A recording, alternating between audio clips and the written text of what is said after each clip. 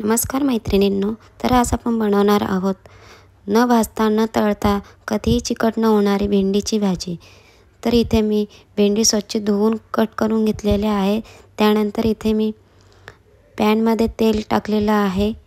तेल व्यवस्थित गरम करून द्यायचं आहे। त्यानंतर त्यामध्ये टाकणार आहोत जिरं, फोडणीसाठी जिरं टाकायचं आहे।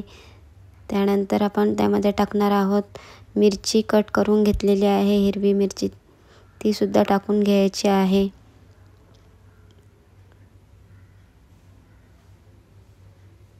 मिरची व्यवस्थित शिजून द्यायची आहे। त्यानंतर टाकणार आहोत आपण त्यामध्ये लसूण सुद्धा चांगला खरपूस होऊ द्यायचा आहे। त्यानंतर त्यामध्ये टाकणार आहोत कढीपत्ता, बारीक कट केलेले टोमॅटो व्यवस्थित असं शिजून घ्यायचं आहे।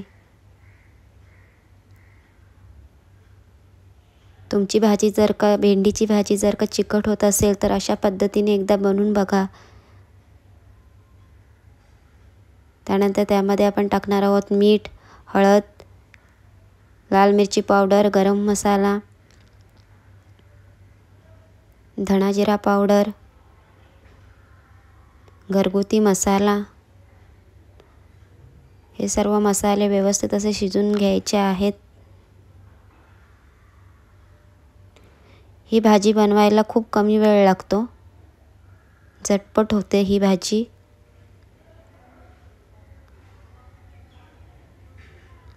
त्यानंतर आपण त्यामध्ये ॲड करणार आहोत पातळ अशी कट केलेली भेंडी। अशा पद्धतीने बनवाल तर कधीच तुमची भाजी चिकट होणार नाही।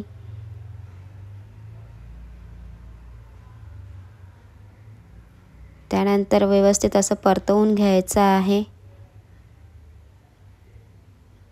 आणि ही भाजी झाकण न ठेवता व्यवस्थित अशी शिजून घ्यायची आहे।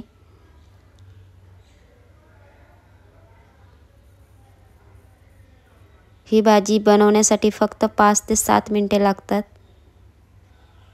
ही भाजी तर तुम्ही घरात नेहमीच बनवत असाल,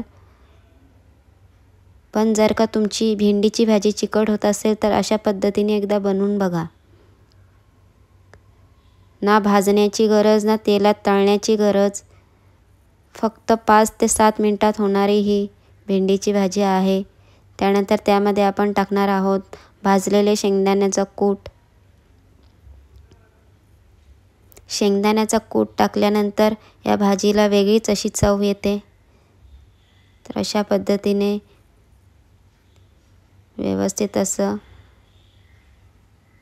मिक्स करून घ्यायचं आहे। बघा आपली भाजी किती सुटसुटीत झालेली आहे, अजिबात चिकटपणा नाही या भाजीमध्ये। तुम्ही सुद्धा अशा पद्धतीने बनवून बघा। बघा किती छान झाले। तर अशा पद्धतीने आपली रेडी झालेली आहे कधीही चिकट न होणारी भेंडीची भाजी। तुम्ही सुद्धा बनवून पहा। Bye bye.